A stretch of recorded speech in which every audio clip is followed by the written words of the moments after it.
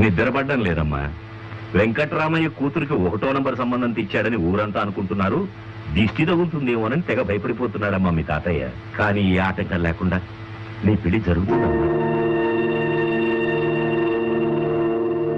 సచ్చి ఏకనుందో మీ అమ్మ నిన్ను పెళ్లి కూతుర్ని చేసి ఊరందరికీ చూపించి తెగ మురిసిపోయేది పిచ్చిది.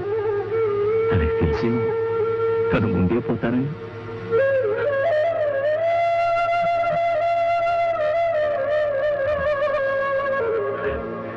ఆ రోజు నుంచి ఇలా నా కన్నీళ్లు తుడుస్తూ నాకు తల్లివయ్యా, నా గుండెల్లో దీపం వెలిగించావు. ముహూర్తం దగ్గర పడుతున్న కొద్దీ ఒకవైపు సంతోషం, మరోవైపు నువ్వు అత్తారింటికి వెళ్ళిపోతున్నావన్న బాధ. నాకు నిద్రపడ్డం లేదమ్మా.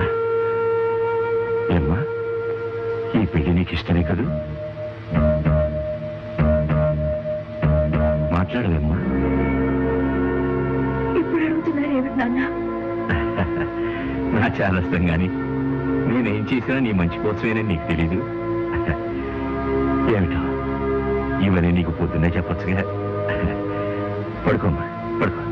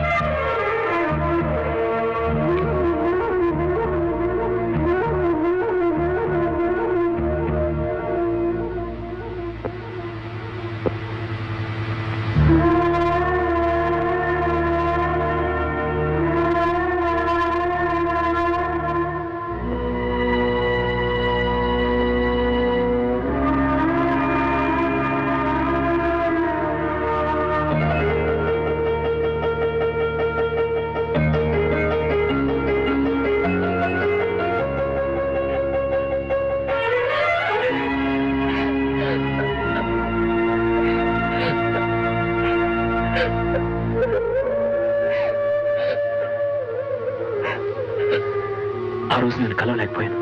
ఎందుకో తెలుసా? మా పేరెంట్స్ నాకు సంబంధం చేశారు. నీకింతవరకు చెప్పని మాట వాళ్ళతో చెప్పాను. నేను శైలజని ప్రేమించాను. పెళ్లి చేసుకుంటే ఆ అమ్మాయినే చేసుకుంటాను. మరి ఆ అమ్మాయి నేను ప్రేమిస్తుందా అని అడిగారు. అది తెలుసుకుందామని ఇక్కడికి వచ్చాను.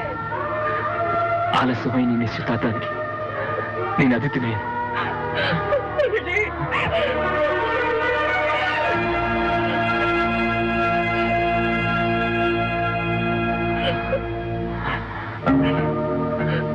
ప్రపంచంలో ప్రేమికులకు ఎన్నో కష్టాలుంటాయి. ప్రతి కష్టం తీరడానికి ఏదో ఒక దారి ఉంటుంది. మనకు 3 మార్గాలున్నాయి. సాహసం పేరుతో లేచిపోవడం, పిరికితనంతో చచ్చిపోవడం, లేదా రాజీ పడి ఎవరి దారిని వాళ్ళు విడిపోవడం. ఇందులో మంది ఏ దారో కాలమే నిర్ణయిస్తుంది. అంతవరకు నా ప్రయత్నం నేను చేస్తూనే ఉంటాను. ఈ మురళికి ప్రేమించడమే కాదు, పెళ్లి చేసుకోవడం కూడా తెలుసు.